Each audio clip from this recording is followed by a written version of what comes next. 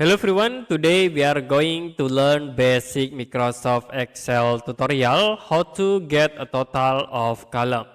So we have these example tables, and if you want to get a total of these columns, you can use the sum tools or use the auto sums. Like I will click at these cells. Now you can click the auto sums in editing and will be automatically sort the selected column. After it, you can press enter to apply. So I will create again at these cells.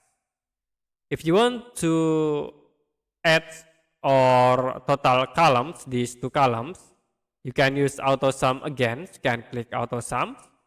I will sort like from these points into here, into these cells. And then you can type semicolon.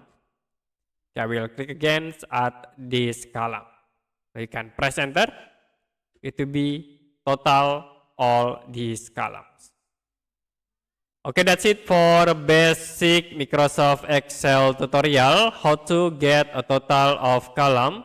If you have any question about tutorial, you can comment below this video.